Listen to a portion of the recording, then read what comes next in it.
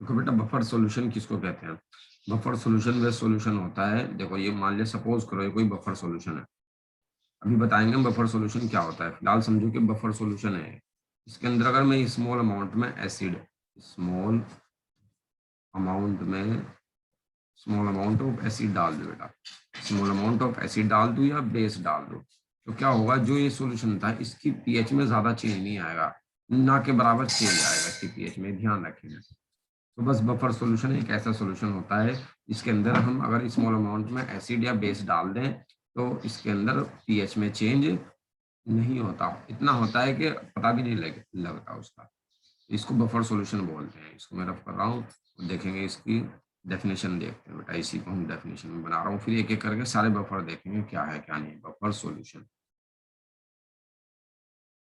Definition लिखेंगे बेटा जल्दी से। अ सॉल्यूशन, एक solution whose pH does not change, whose pH does not change, जिसकी pH क्या होती है बेटा, चेंज नहीं होती। कब चेंज नहीं होती? On addition of small amount of acid और बेस, और बाय डाइल्यूशन भी है इसमें एक वर्ड, और बाय डाइल्यूशन। डाइल्यूशन का मतलब होता है पानी मिलाना, और बाय डाइल्यूशन इज नोन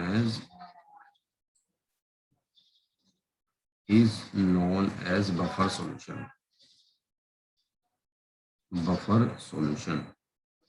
ठीक है बेटा, वो ये जो भी मैंने डायग्राम करके बताया था, क्या बताया मैंने इसके अंदर, एक ऐसा सॉल्यूशन होगा जिसकी पीएच में चेंज नहीं आएगा। कब चेंज नहीं आएगा? तो उसके अंदर क्या डालूंगा मैं, स्मॉल अमाउंट में या तो एसिड डाल दूंगा या बेस डाल दूंगा। तो एक ऐसा सॉल्यूशन जिसमें स्मॉल अमाउंट में एसिड या बेस डालने पर जिसकी पीएच में चेंज नहीं आता, ऐसे सॉल्यूशन को क्या बोलते हैं हम, बफर सॉल्यूशन। ठीक है, ये ध्यान रखेंगे बेटा हम। और देख लेते हैं प्रॉपर्टीज क्या है इसकी बफर सॉल्यूशन की, एक एक करके जल्दी से। Properties of buffer solution, properties of buffer solution, देखो एक एक करके पॉइंट देखते हैं बेटा। It has constant pH, it has constant pH, ये लिखा हमने कांस्टेंट में, कांस्टेंट पीएच, इसकी पीएच में कोई चेंज नहीं आएगा, पहली चीज। दूसरी चीज क्या आती है बेटा, pH does not change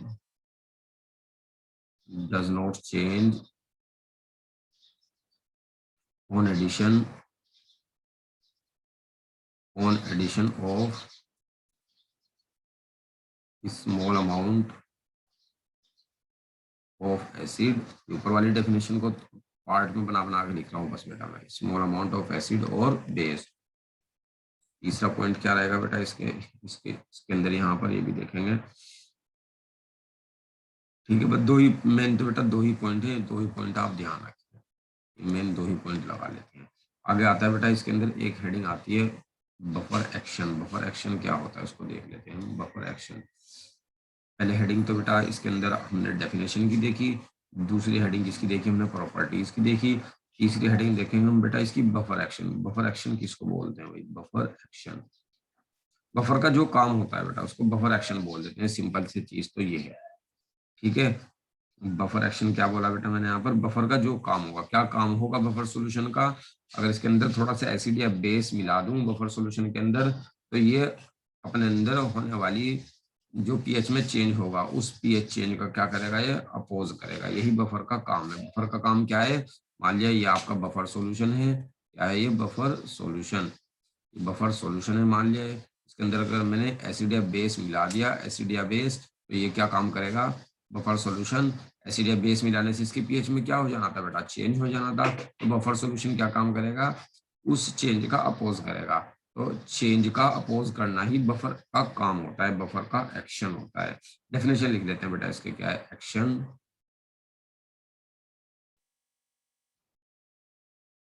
of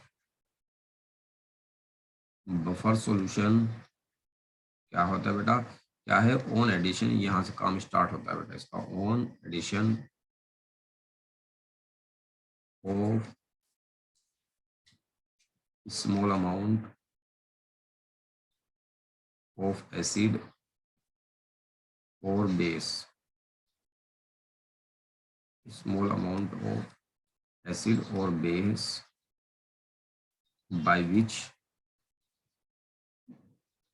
it resist change in pH, change in pH।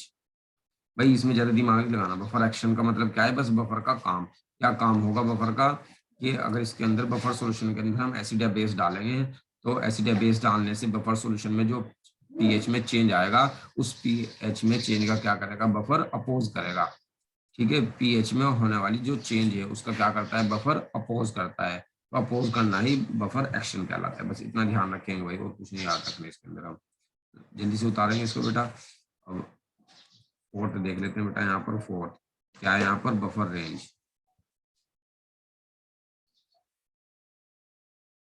Buffer range क्या है बेटा, यहाँ पर रेंज देखो, बफर रेंज का मतलब जो बफर सॉल्यूशन है उसकी एक रेंज भी होती है बेटा पीएच की, जिसके ऊपर ही एक्टिव होता है। अगर उस रेंज से बाहर हो गई ना सॉल्यूशन की पीएच, तो फिर ये इनएक्टिव हो जाता है।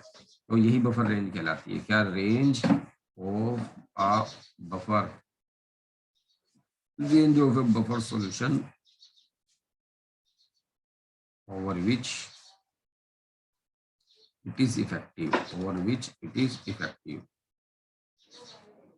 बेटा पीएच की बात कर रहा, बस रेंज में जो रेंज की बात कर रहा कि बफर सॉल्यूशन के अंदर एक पीएच होगी जिसके आसपास ये काम करेगा। अगर उससे ऊपर या उससे कम हो गई ना बफर सॉल्यूशन की पीएच, फिर इसका काम करना बंद हो जाएगा। तो हर एक बफर सॉल्यूशन की एक रेंज होती है जिस रेंज के अंतर्गत ये काम करते हैं। अगर उस रेंज के बाहर पीएच हो गई या उस रेंज से कम हो गई पीएच, तो ये बफर सॉल्यूशन काम करना बंद कर देते हैं। इतनी सी बात है। देखो आगे क्या करा बेटा, टाइप ऑफ बफर सॉल्यूशन, 5 की बात कर लेते हैं हम। टाइप्स ऑफ बफर सॉल्यूशन, क्या काम होते हैं, टाइप्स होते हैं बेटा। सबसे पहला आता है यहाँ पर सिंपल बफर। ये क्या होता है भाई, सिंपल बफर। इसके अंदर एक कंपोनेंट होगा, बस इतनी बात ध्यान रखेंगे बेटा, एक कंपोनेंट होने वाला है इसके अंदर। ठीक है, एक कंपोनेंट होगा। एग्जांपल क्या है इसका, यहाँ पर salt of weak acid and weak base. जैसे कौन सा साल्ट होता है बेटा, CH3COONH4 इसके अंदर आ जाता है। ठीक है, ये साल्ट है बेटा, किस किस का साल्ट है, वीक एसिड और वीक बेस का। ये वीक एसिड का पार्ट है और ये वीक बेस का पार्ट है। बस बेटा इसके अंदर एक ही एग्जांपल ध्यान रखना है और ज्यादा दिमाग नहीं लगाना इसके अंदर। हाँ, आगे जो मैं बोल रहा हूँ जरा उसको ध्यान से देखना, वो इम्पोर्टेंट है यहाँ पर। देखो दूसरा आता है बेटा मिक्स्ड बफर। ये इंपॉर्टेंट है और यही बेटा पूछा भी जाता है एग्जाम में, सिंपल बफर नहीं पूछा जाता। मिक्स्ड बफर को देखते हैं क्या चीज है मिक्स्ड बफर। इसके अंदर बेटा दो कंपोनेंट होंगे। ठीक है, पहली बात तो ध्यान रखेंगे, दो कंपोनेंट होंगे इसके अंदर। ठीक है, कौन कौन से होते हैं बेटा, मिक्स्ड बफर दो टाइप के होते हैं आपके। एक तो होता है एसिडिक बफर, एक होता है बेसिक बफर। पहले एसिडिक बफर पढ़ लेते हैं पूरा का पूरा क्या है। हम एसिडिक बफर यही समझना है बस बेटा आपको, एसिडिक बफर या बेसिक बफर, और कुछ नहीं समझना है इसके अंदर। देखो इसके अंदर एसिडिक बफर में क्या होगा, एक तो वीक एसिड होगा आपका, वीक एसिड, पहली बात तो ये ध्यान रखिएगा। और दूसरा कंपोनेंट क्या होगा बेटा इसके अंदर, कॉन्जुगेट बेस, इसका कॉन्जुगेट बेस। ठीक है, इट्स कॉन्जुगेट बेस, दो कंपोनेंट होंगे। ठीक है, वीक एसिड और इट्स कॉन्जुगेट बेस। अब देख लेते हैं बेटा यहाँ पर वीक एसिड एग्जांपल देखते हैं। यहाँ पर देखो क्या है, वीक एसिड लो कोई सा भी एक वीक एसिड लिया मैंने यहाँ पर CH3COOH, ये तो वीक एसिड है। इसका कॉन्जुगेट बेस लो, कॉन्जुगेट बेस क्या होगा, H प्लस आयन निकाल लो। ये कॉन्जुगेट बेस बच गया इसका, CH3COO नेगेटिव। ठीक है, ये कॉन्जुगेट बेस है इसका, साथ ही वाला क्या बस वीक एसिड। और ये क्या है उसका कॉन्जुगेट बेस। और बेटा जो आयन होगा कभी भी अकेला नहीं होता, ध्यान रखना।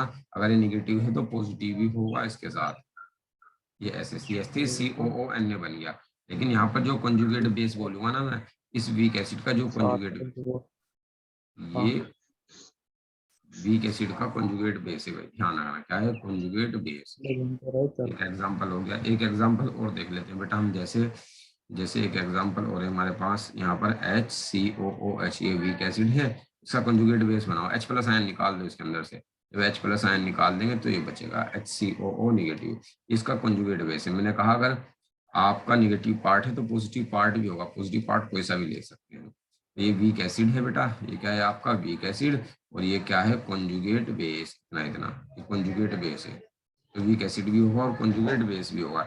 एक और एग्जांपल देख लेते हैं बेटा हम। जैसे यहाँ पर एग्जांपल है हमारे पास, ये H3PO4, ये क्या है आपका H3PO4 है भाई, H3PO4, ये क्या है वीक एसिड, और इसका कॉन्जुगेट बेस देख लेते हैं। एक H निकाल दो बेटा यहाँ से, एक H निकाल दूंगा तो क्या बचेगा, H2PO4 -1 बचेगा भाई है, और -1 को इस Na प्लस आयन से क्या कर रहा हूँ मैं, सेटिस्फाई कर रहा हूँ।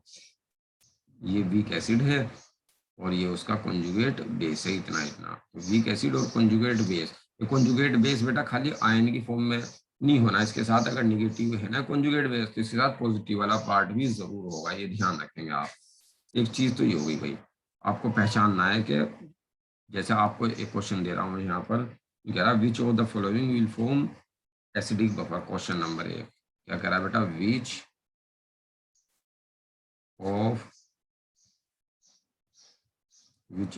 following will form acidic buffer, acidic buffer ये पूछा बेटा, कौन सा एसिडिक बफर बनाएगा। ये क्वेश्चन एसिडिक बफर बना पता हो करने के लिए आपको क्या क्या चीज पता होनी चाहिए। एक तो उसके अंदर भाई वीक एसिड हो, पहली शर्त। दूसरा क्या हो उसके अंदर, उसका वीक एसिड का ही क्या हो, कॉन्जुगेट बेस हो। ये ध्यान रखना है। जैसे देख लेते हैं बेटा, पहला क्वेश्चन है आपका CH3COOH प्लस NaOH, ये ले लिया बेटा हमने। इसके अंदर देखना है या नहीं है। चलो इसी को सोल्व करते हैं बेटा। पहले तो वीक एसिड तो है, इन दोनों की रिएक्शन करा दो भाई पहले तो। CH3, और ये 1:1 के रेशियो में, ये भी ध्यान देना भाई है ना, किस किस के रेशियो में, 1:1 के रेशियो में। करा बेटा इनकी रिएक्शन, CH3COOH प्लस NaOH की रिएक्शन भी तो करेंगे, एसिड और बेस जब पढ़ रहे हैं आपस में, रिएक्शन कराई हमने। ऐसे दिखाई देगा यहाँ पर CH3COONA प्लस H2O, ये दिखाई देगा बेटा यहाँ पर। मैंने 1:1 के रेशियो में लिया, ये भी एक ये भी एक। जब रिएक्शन करेंगे बेटा तो ये खत्म हो जाएंगे, इसका एक पार्ट इसके एक पार्ट के साथ रिएक्शन करके इसका एक पार्ट बना लेगा।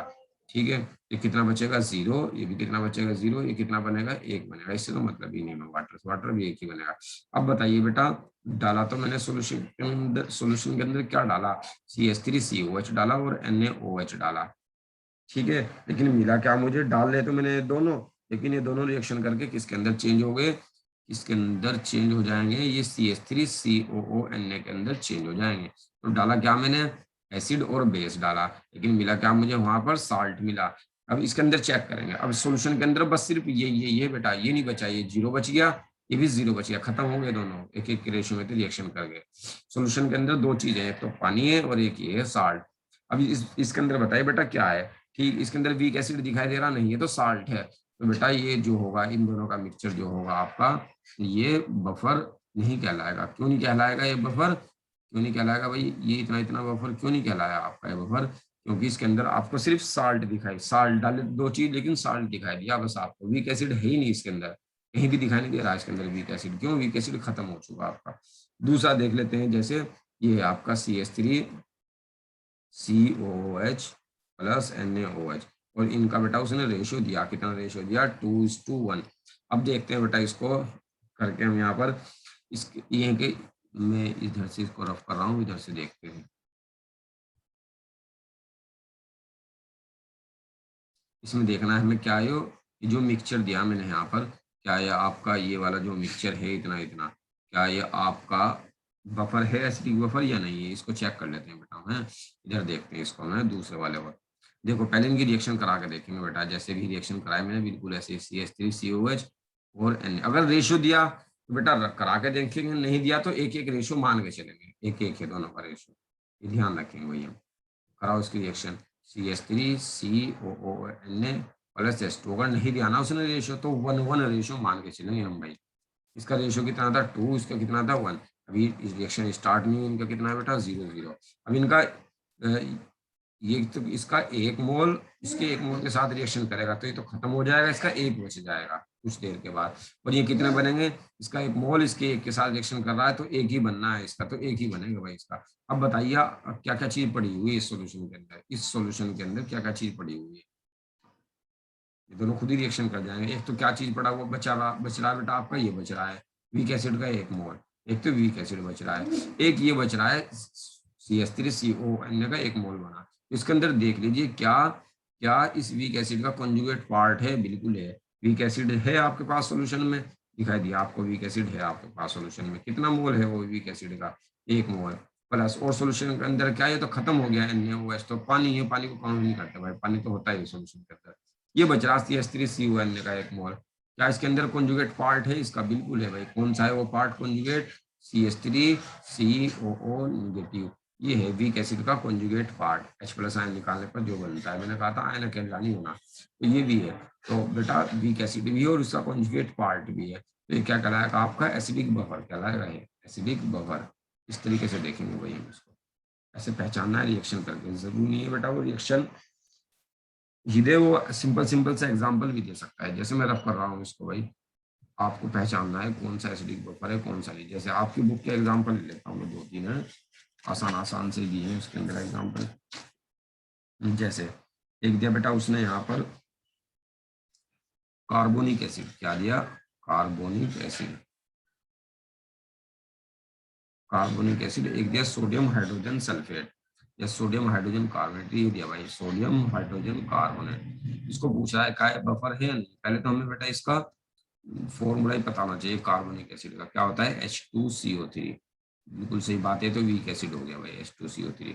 और ये क्या है बेटा NaHCO3, NaHCO3। अब इसके अंदर देख लेते हैं बेटा हम, इसके अंदर पूछा था, एक क्वेश्चन था भैया आपका, इसके अंदर पूछा था, ठीक है वीक एसिड है, क्या वीक एसिड का कॉन्जुगेट पार्ट क्या होगा भाई, H+ आयन निकालने पर जो स्पीसीज बचेगी उसे क्या बोल देंगे हम, कॉन्जुगेट पार्ट। H+ आयन निकालो तो ये स्पीसीज बचेगी, ये क्या है, कॉन्जुगेट पार्ट है भाई। ये कॉन्जुगेट बेस कह लो या कॉन्जुगेट पार्ट कह लो, है कॉन्जुगेट पार्ट वीक एसिड का। तो दोनों है बेटा इसमें, वीक एसिड भी और उसका कॉन्जुगेट पार्ट भी है, तो ये क्या कहलाएगा आपका, एसिडिक बफर कहलाएगा, ये एसिडिक बफर। इस तरीके से समझना है आपको एसिडिक बफर। एक और देख लें यहाँ पर एग्जाम्पल, हम बढ़िया एग्जाम्पल दिया। ये पूछ रहा था बेटा NaH2PO4 और क्या है NaH2PO4, और ये क्या है बेटा Na2HPO4। इसमें पूछ रहा है क्या एसिडिक बफर है या नहीं है, पहले चेक करते हैं बेटा। एक तो NaH2PO4 है, एक NaHPO4 है। इसके अंदर पूछ रहा है क्या ये एसिडिक बफर है या नहीं है। कैसे चेक करेंगे भाई, देखो ये साल्ट है, इस साल्ट को आप ऐसे आयन में तोड़ सकते हैं। कैसे, सॉल्यूशन देख लो कैसे कैसे पहचानोगे आप, इसको आयन में तोड़ दो, Na+ और क्या बन जाएगा H2PO4, H2PO4-। ठीक है आपने, और इसको भी तोड़ सकते हैं बेटा, आप इसको कैसे तोड़ेंगे, Na+ और क्या तोड़ सकते हैं HPO4-1, ये Na2HPO4 है भाई, ये क्या है Na2HPO4, ये 2 Na हो गया, 2 ही माइनस आ गया, इसको आपने ऐसे तोड़ दिया। अब ये देखो बेटा यहाँ पर, क्या इसको आप वीक एसिड कह सकते, इस साल्ट के अंदर ये जो साल्ट है बेटा, ये भी साल्ट है और ये भी साल्ट है। साल्ट के अंदर क्या है, एक प्लस का पार्ट है एक माइनस का पार्ट है, अपन साल्ट 100% डिसोसिएटेड होता है, इसी वजह से मैंने इसको तोड़ के लिखा। क्या मैं इसको वीक एसिड बोल सकता हूँ, आपको ये आइडिया लगाना है बस, ये वीक एसिड है भाई मेरा। क्यों है वीक एसिड, क्योंकि इसके अंदर H+ आयन है जो टूट सकता है, तो वीक एसिड मान लूंगा बेटा मैं इसको। ठीक है, ये वीक एसिड है और H+ आयन निकालने के बाद देखो कौन सी स्पीसीज बचेगी, अगर मैं इसके अंदर से H+ आयन निकालू, क्या बचेगा HPO4-2, ये बच जाएगा बेटा HPO4-2। तो ओवरऑल कहने की बात क्या है बेटा, कैसे चेक करेंगे इसके अंदर वीक एसिड कौन सा है। अगर मैं इस वाले की बात करूं, ध्यान से देखेंगे भाई हम, अगर मैं वीक एसिड की बात करूं, इन दोनों में ही चेक करना था भाई है या नहीं है। अगर इसके अंदर मैं वीक एसिड की बात करूं तो वीक एसिड कौन सा है इसमें, H2PO4। और इसके अंदर अगर मैं बात करूं क्या इस वीक एसिड का कॉन्जुगेट पार्ट है, बिल्कुल है, वो ये रहा। तो इस सॉल्यूशन के अंदर वीक एसिड भी है और उसका कॉन्जुगेट पार्ट भी है, कॉन्जुगेट पार्ट ये बुक के अंदर दे रखा था आपके एग्जाम्पल। तो ये क्या कराएगा बेटा, इन दोनों का मिक्सचर, इन दोनों का मिक्सचर क्या कराएगा, एसिडिक बफर, एसिडिक बफर। एक और एग्जांपल देखते हैं, धीरे धीरे 3-4 एग्जांपल देख लेंगे, समझ में आ ही जाएगा। एक है बेटा एग्जांपल इसके अंदर क्वेश्चन आपका या एग्जांपल Na H2PO4, NaH2PO4 और Na3PO4, इसको पूछ रहा है क्या ये एसिडिक बफर है। चेक करते हैं बेटा, क्या इसके अंदर H प्लस आयन है, इसको तोड़ के देखो, इसको कैसे टूट जाएगा ये, Na प्लस और H2PO4-1, इसके अंदर H प्लस आयन है, तो ये क्या कहलाएगा बेटा, वीक एसिड। ये H प्लस आयन इसके अंदर से निकल सकता है, तो वीक एसिड है। और बेटा इसके अंदर से H प्लस आयन जब मैं निकाल दूंगा, इसको तोड़ कर देखो क्या बचेगा, 3Na प्लस, और इसको तोड़ो ब्रेक करो, इसको क्या बनेगा बेटा, PO4-3। अगर मैं इसके अंदर से Na3PO4, हाँ अगर मैं इसके अंदर से H प्लस आयन निकाल दूं, तो देख लो अगर मैं एक H प्लस आयन निकालूंगा तो जब तो काम चल नहीं रहा, हाँ दोनों H प्लस आयन निकाल के देखो बेटा, 2 H प्लस आयन इसके अंदर से, 2 H प्लस आयन अलग हो गए, और ये PO4-3, PO4 एक था, 2 निकल गए तो -3 हो गया। एक भी निकाल सकते हैं, 2 भी, जैसा एग्जाम्पल होगा उसी हिसाब से सेट करेंगे। यहाँ पर मैंने एक निकाला था, यहाँ पर कितने निकाल दिए मैंने, 2। देखो यहाँ पर क्या हुआ, यहाँ पर इसके अंदर ये वाला पार्ट क्या कहलाएगा बेटा, वीक एसिड। क्यों कहलाएगा वीक एसिड ये वाला पार्ट, क्योंकि इसके अंदर से H प्लस आयन निकल सकते हैं, जैसे मैंने निकाल के दिखाया भी आपको। और H प्लस आयन निकालने के बाद क्या बचा इसमें, PO4-3, वो यहाँ है। और H प्लस आयन निकालने के बाद जो पार्ट बचता है वो क्या कहलाता है, conjugate part. Conjugate part, conjugate part कहलाता है।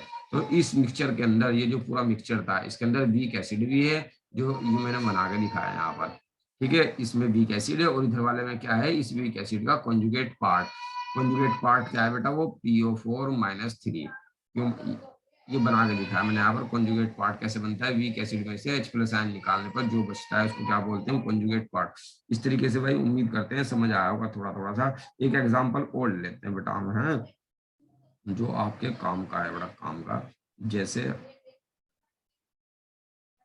चलो समझ में आया भाई, ये नहीं आया बताओ मुझे जल्दी से, अगर किसी को कोई डाउट है तो पूछ लो। एक एग्जांपल और ले आ, देखो जैसे यहाँ पर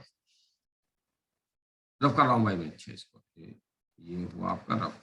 अच्छा एक चीज और है भाई, यहाँ पर एक चीज आती है, सपोज करो यहाँ पर आप हेंडरसन हसल इक्वेशन बनानी है भाई मुझे, है हेंडरसन हसल बास इक्वेशन, जो हमारी पीएच निकालेगी, है हेंडरसन हेंडरसन हसल बास इक्वेशन।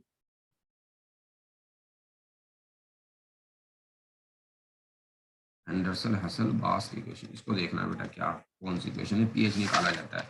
देखो कैसे बनेगी इक्वेशन ये, सपोज करो बेटा आप वीक एसिड लो कोई सा भी, ये क्या है आपका CH3COH, वीक एसिड है, बिल्कुल सही बात है। एक तो वीक एसिड होना चाहिए एसिडिक प्रोफाइल के लिए, और एक इसका क्या होना चाहिए बेटा, कॉन्जुगेट पार्ट। कॉन्जुगेट पार्ट क्या होगा इसका, H निकाल दो इसमें से, CH3COO निगेटिव। मैंने कहा था आयन अकेला नहीं होना कभी भी, उसके साथ पॉजिटिव पार्ट भी होगा। तो ये है वीक एसिड, और ये क्या है बेटा उसका कॉन्जुगेट पार्ट, CH3COO निगेटिव। इसको क्या बोल देंगे हम, एसिडिक बफर बोल देंगे। क्या बोल देंगे हम, एसिडिक बफर। एसिडिक बफर बोल देंगे इसको हम पूरे के मिक्सचर को। अच्छा एक तो ये हो गई भाई चीज, दूसरी चीज क्या समझनी है हमें इसके अंदर, देखो अब मैं क्या काम कर रहा हूँ यहाँ पर, CH3COH को ब्रेक कर रहा हूँ मैं, CH3COOH को ब्रेक क्यों कर रहा हूँ, वीक एसिड अपने आयन में टूटेगा ये भी, वो अलग बात है, पुरानी टूटना। CH3CO निगेटिव और H प्लस आयन ऐसे टूटेगा। ऐसे ये हमारा जो दूसरा वाला पार्ट है CH3COON, ये भी अपना आयन में टूटेगा, और ये 100% टूटेगा। साल्ट 100% टूटते हैं, इसी वजह से मैंने एक एरो से दिखाया है इसको, जो 100% टूटता है उसको एक एरो से दिखा देते हैं, ऐसे टूट जाता है भाई, ठीक है। अब जो ऊपर दोनों अपने आयन के सॉल्यूशन के अंदर मिक्सचर था, सॉल्यूशन में इन दोनों का, दोनों इस तरीके से टूटे हुए मिलेंगे। मुझे Ka निकालना है, Ka निकलता है एसिड के लिए, एसिड डिसोसिएशन कांस्टेंट होता है बेटा Ka। कैसे निकलता है बेटा, ऊपर वाला प्रोडक्ट ऊपर, प्रोडक्ट कहाँ ले जाते हैं हम, ऊपर ले जाते हैं, और रिएक्टेंट कहाँ पर ले जाते हैं हम, रिएक्टेंट को कहाँ पर ले जाते हैं हम, नीचे CH3COOH ऐसे ले जाते हैं, ठीक है।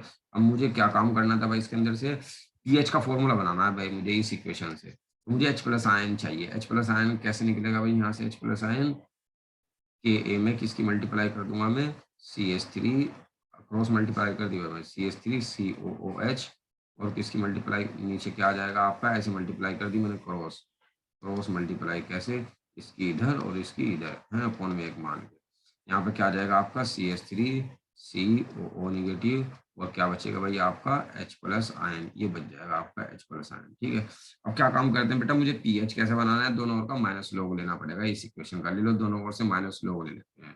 ठीक है, यहीं पर ले लेते हैं दोनों ओर से माइनस लोग। जब मैं माइनस लोग लूंगा दोनों ओर का, क्या बन जाएगा बेटा, ये माइनस लोग H प्लस आयन, इधर क्या बनेगा आपका माइनस लोग, और क्या है बेटा के ए, और क्या है इनटू क्या है CH3 COOH, और इधर क्या है आपका इसके नीचे,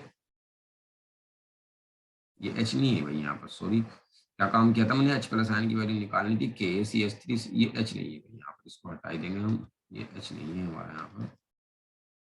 ठीक है, अब देखो यहाँ से क्या बना है CH3 COOH, और नीचे क्या है आपका CH3 COO नेगेटिव, इस तरीके से ये माइनस लोग H तो पीएच बन गया, पीएच ही मुझे बनाना था, ये माइनस का मैंने बाहर निकाला, इसमें फॉर्मूला लगा दिया मैंने लोग A इंटू बी का। ठीक है, ये आपका A है, और ये पूरा पूरा क्या कहलाएगा आपका B कहलाएगा, लोग A इंटू बी का क्या फॉर्मूला हुआ, लोग A प्लस लोग B, लोग A प्लस लोग B, बी में क्या है बेटा CH3 COOH, और नीचे क्या है आपका CH3 COO नेगेटिव, इस तरीके से बन गया भाई फॉर्मूला हमारा। ठीक है, अब माइनस की क्या काम कर सकते हैं, हम अंदर मल्टीप्लाई करते हैं, क्या बन जाएगा माइनस के अंदर मल्टीप्लाई करते ही, माइनस लोग के ए, माइनस के अंदर मल्टीप्लाई करूंगा, ऊपर को भाई मैं एसिड लिख रहा हूँ, सारी बात खत्म होना, परेशान कर रहा हूँ, ऊपर एसिड है और नीचे क्या है बेटा उसका कॉन्जुगेट पार्ट है। एक चीज बताओ बेटा मुझे यहाँ पर ऐसे ध्यान रखना, अगर कॉन्जुगेट पार्ट की कंसंट्रेशन एक है ना, तो उसके साल्ट की कंसंट्रेशन भी एक है, तो दोनों इक्वल अमाउंट में है, तो यहाँ पर बस मैं साल्ट लिख रहा हूँ, साल्ट की कंसंट्रेशन। ठीक है, लोग एसिड की कंसंट्रेशन, यहाँ पर लोग साल्ट की कंसंट्रेशन। अच्छा, अब क्या काम करेंगे भाई, CH3COO नेगेटिव आयन की कंसंट्रेशन अगर अगर एक है आपकी, तो CH3COO की भी एक है, तो बराबर लिख दिया मैंने इसको इस एग्जाम्पल के लिए। ठीक है, कहीं कहीं बराबर भी नहीं होनी, जहां बराबर होगी वहीं बराबर लिखेंगे भाई। क्या बन सकता है यहाँ पर, माइनस लोग के क्या होता है भाई आपका PKa, माइनस लोग P बता रखा हमने, P बन गया।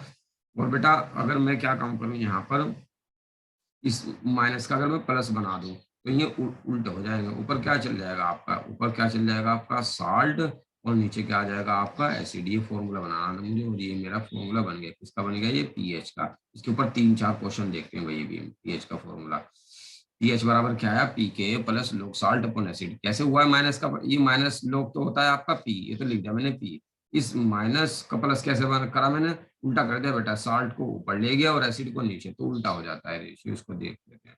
एक दो क्वेश्चन देखते हैं बेटा, छोटे छोटे से फॉर्मूला लिख रहा हूँ मैं पीएच का, बफर सॉल्यूशन की पीएच का क्या होता है बेटा, पीके प्लस लोग, ऊपर क्या आता है आपका साल्ट, नीचे क्या आता है आपका एसिड। तो फॉर्मूला, इसी फॉर्मूले से हम क्वेश्चन करते हैं, पहले मैं एक अपना करा देता हूँ, फिर आपकी बुक के कराएंगे बेटा। कह रहा हूँ कैलकुलेट, बड़ा सिंपल सा क्वेश्चन है बेटा, घबराना नहीं है, calculate pH of a solution containing 0.1 molar acetic acid CH3COOH, और इसका ब्रैकेट में दिया उसने Ka इक्वल टू 10⁻⁵। ठीक है, एंड और क्या दिया बेटा, एंड क्या दिया उसने 0.2 मोलर CH3COON, ये दिया भाई। ठीक है, अच्छा लगाओ भाई फॉर्मूला पीएच का, ये पीएच इक्वल टू सोल्व करो इसको, पीके कितना भाई, के दिया, के बराबर कितना दिया आपका 10⁻⁵ दिया, तो पीके कैसे निकालोगे आप, दोनों का माइनस लोग लो, माइनस लोग का इधर भी लो, माइनस लोग आप इधर भी लो, माइनस लोग इधर भी लेते हैं, माइनस लोग क्या बन जाता है भाई आपका पी के जुगा, तो इसको जब करेंगे लोग की पावर है ना 5 शुरू में आ जाएगा, 5 आ जाएगा बस भाई है, 5 लोग 10 आएगा, और लोग 10 की वैल्यू 1 होती है, तो पी के कितना आ गया, 5 आ गया, 5 आ गया भाई। तो पी के इसकी जगह क्या लगा दूंगा बेटा मैं, 5 लगा दिया, प्लस लोग साल्ट की कंसंट्रेशन कितनी दी है उसने, साल्ट की कंसंट्रेशन ये रही, कितनी दी बेटा 0.2, प्लस एसिड की कंसंट्रेशन अपॉन में, सॉरी अब कितनी दी है वो 0.1, ऐसे सोल्व कर लेते हैं बेटा, इससे ये गया आपका लोग 2 की वैल्यू, आपको पता ही बेटा कितनी होती है लोग 2 की वैल्यू 5, लोग 2 बचा ऊपर, लोग 2 की वैल्यू होती है 0.3, तो कितना आ गया आंसर इसका पीएच का, पीएच इक्वल टू आ गया 5.3। इतना आसान क्वेश्चन था भाई, है आपकी बुक में दिए 2-3 क्वेश्चन बड़े इजी से एग्जाम्पल में, उनको मैं जरा करा रहा हूँ, जल्दी से उतार लीजिए आप इसको। जो एग्जाम्पल है हल्के हल्के से करा देते हैं। देखो एक क्वेश्चन है बेटा आपका, रख कर रहा हूँ इसको यहाँ पर। जैसे एक क्वेश्चन दिया उसने आपका, हाँ क्वेश्चन देखते हैं बेटा, क्या अ सॉल्यूशन इज, कितना दिया उसने, 1 molar in CH3COON and 0.1 molar in CH3COOH। ठीक है, और क्या कह रहा है बेटा, if pKa of acetic acid, pKa of acetic acid CH3COOH कितना दिया उसने, इज 4.8। कह रहा है बेटा what is the pH of the solution, what is the pH of the solution, of solution. बेटा एक क्वेश्चन आ रहा होगा आपके दिमाग में, जब मैंने इसके pH इसकी बफर सॉल्यूशन की डेफिनेशन बनाई थी, ये क्या काम कर रहा था, बफर सॉल्यूशन अपने अंदर होने वाली pH में जो चेंज हो रहा था उस चेंज का पोज कर रहा था। कैसे कर रहा था पोज बेटा, उसको मैं बता दूंगा अभी है, उसको देख लेंगे क्या है क्या नहीं है, या कल आएगा उसको, जब कल देख लेना कि कैसे यह पोज करता है अपने अंदर होने वाली pH में चेंज का, उसको कल देख लेंगे। फिलहाल ये क्वेश्चन देख लो, उसको सब बता दो बेटा डिटेल में किस तरीके से पोज कर रहा है, एक एग्जाम्पल देगा। देखो यहाँ पर फॉर्मूला क्या था बेटा, पीएच का अगर आपको याद हो, pH equal to pKa plus log, ऊपर क्या था आपका साल्ट, नीचे क्या था आपका एसिड की कंसंट्रेशन। इतनी बात थी बस भाई। पीके इसने अब क्या दिया, ये डायरेक्ट पीके ही दिया है इसने। देखो पीके कितना दिया, 4.8 प्लस लोग साल्ट की कंसंट्रेशन देखो कितनी दी, ये है साल्ट आपका, कितनी दी इसकी कंसंट्रेशन 1। एसिड की कंसंट्रेशन ये दी है भाई उसने, कितनी दी है 0.1, ऐसे दिए। क्या काम करते हैं, पॉइंट हटा के 10 लगा देते हैं। log 10 की वैल्यू कितनी होती है हमें पता है बेटा, log 10 की वैल्यू होती है 1। तो कितना आ गया 5.8, ये आंसर आ गया। इतना इतना छोटा सा क्वेश्चन था, बस इजी सा, जल्दी से लिख लीजिए बेटा। एक और क्वेश्चन देखते हैं, वो भी बड़ा आसान सा है। अगला क्वेश्चन देख लेते हैं बेटा है, फिर क्या कह रहा है, what is the pH of A solution. क्या कह रहा है बेटा, what is the pH of a solution, of a solution obtained by mixing 100 ml of, अच्छा बेस का दे दिया भाई इसने है, चलो कोई बात नहीं, 100 ml of each 0.2 molar NH4Cl and 0.2 molar NH4OH base दिया भाई। अब कैसे इतना देखे, एसिडिक बफर ही पढ़ा है अभी हमने, बेसिक बफर भी उसके जैसा ही होता है, अब लिख दिया तो उसके क्वेश्चन को करते हैं बस है। इफ pKb ऑफ NH4OH कितना दिया भाई, इज 4.2, ये कह रहा बेटा है, निकालना बेटा। हम इसको देखो कैसे सोल्व करेंगे, बड़ा सिंपल क्वेश्चन है। फॉर्मूला देख लेते हैं बेटा है, POH का क्या होता है, जो पीएच का था वही POH का था। पीएच का देख लेते हैं पहले क्या है, या तो ए तो सिंपल सी बात है भाई। तो पीएच का फॉर्मूला देखो, उसी से पीओएच का बना दूंगा। पीएच का क्या रहेगा भाई फॉर्मूला, क्या था बेटा, pKa प्लस लोग साल्ट अपॉन एसिड की कंसंट्रेशन। ये तो पीएच का है एसिडिक बफर के लिए। पीओएच का क्या होगा, यही रहेगा भाई पीओएच का भी, pKa की जगह क्या आ जाएगा बस pKb। ठीक है, और ऊपर और नीचे वही रहने वाला है आपका, ऊपर क्या रहेगा लोग साल्ट और यहाँ पर एसिड। ठीक है, डायरेक्ट याद करना भाई, ऊपर वाला एसिडिक बफर का है, और एसिडिक बफर, अगर एसिडिक बफर तो है ही नहीं हो, ये देखेंगे क्यों नहीं है। ऊपर वाला तो एसिडिक बफर का है, और नीचे वाला किसका है बेटा, फोर बेसिक बफर। देखो पीके भी आ गया। ये पीके भी आ जाए, बताओ भाई क्या कह रहे हो, कुछ कह रहे हो। सर यही कहना था बस। चलो ठीक है, पीके भी आ जाएगा बेटा यहाँ पर है। हम नीचे वाला, अब हमारा बेसिक बफर क्यों है बेटा, क्योंकि वीक बेस दिया उसने। के छोड़ दिया सर आपने। सही है भाई, पीके भी, ये वीक बेस है तो बेसिक बफर है भाई। अगर वीक एसिड होता तो एसिडिक बफर होता। सोल्व करते हैं बस भाई इसको, ये वाले इस वाले फॉर्मूले से सोल्व करते हैं। POH निकालो, उस तरह आप पीएच, पहले POH निकाल दो। पीके भी दिया बेटा उसने, पीके भी कितना दिया उसने 4.2 प्लस लोग साल्ट, साल्ट की कंसेंट, ये है आपका साल्ट, कितनी दी उसने इसकी कंसेंट्रेशन 0.2। नीचे आएगा बेटा साल्ट के बाद ये एसिड नहीं है भाई, ये बेस आने वाला है, यहाँ पर क्या आने वाला है आपका बेस की कंसंट्रेशन। ठीक है, ध्यान रखिए, ये भी हमारे थोड़ा एसिड एक बफर होगा तो एसिड आएगा नीचे, और बेसिक बफर होगा तो बेस आएगा नीचे। आपका है साल्ट अपॉन बेस। बेस की कंसंट्रेशन देखो देखो दी है उसने यहाँ पर, कितनी दी है बेस की कंसंट्रेशन। अच्छा भाई एक चीज और बताई दे हम आपको, देखो बड़े काम की चीज है, बड़ी जबरदस्त चीज। पहले सबसे पहले क्या काम करेंगे बेटा, हम यहाँ पर ये देख लेते हैं साल्ट की कंसंट्रेशन कितनी है भाई, पहले ये चेक करो। साल्ट की ये नहीं दिए बेटा, ये दिया ना 100 ml दिया, 0.2 ml का कितना दिया यहाँ पर। अच्छा 100 ml ही 0.2 मोलर H4Cl है, और 100 ml ईच वर्ड कह रहा ना इतना है, तो बेटा बराबर है, बस कहने की बात ये है। दिखाई दे दिया वो आपको मैं कहने क्या चाह रहा था, क्या है दोनों के दोनों बराबर हैं भाई, जितना एसिड है उतना ही बेस है, बिल्कुल साफ दिख रहा होगा। 100 ml तो किसका है, 0.2 मोलर NH4Cl का है, और 100 ml ही किसका है, ईच वर्ड बोल रहा होगा, 0.2 मोलर H4OH का है। तो ऊपर और नीचे वाली कंसंट्रेशन बराबर हो गई। अगर ऊपर वाली x है बेटा तो नीचे वाले भी x है, इससे कट जाएगी 1 आ जाएगी, बराबर है। हमने सोल्व नहीं करी बस इसको, है कैसे आई बराबर। वार्ड 100 ml कह रहा था एक सोल्यूशन का, तो ईच कह रहा था दूसरे का भी 100 ml ही है। और बेटा NH4Cl का कितना दिया 0.2, और NH4OH का भी कितना दिया 0.2। तो यहाँ पर बराबर होगी कंसंट्रेशन। देखो कंसंट्रेशन कैसे निकालते हैं बेटा, अगर आपके याद हो, मोल देखो मोल कैसे निकालते हैं भाई। मोल को का फॉर्मूला हमने बताया था, m/v कर देते हैं। ठीक है, पहले हम ले लेते हैं, बता ही रहा हूँ बेटा बेटा। 4 किसके लिए ले रहा मैं, NH4Cl के लिए। 4 NH4Cl के लिए मोल निकालो। m कितना है बेटा इसका 0.2, और v कितना है, v देखते हैं बेटा। अच्छा एक चीज और है भाई, वी आपको 100 नहीं लेना पड़ना, वी लेना पड़ेगा अब 200, क्योंकि मिक्स हो गया अभी वो सारा का सारा।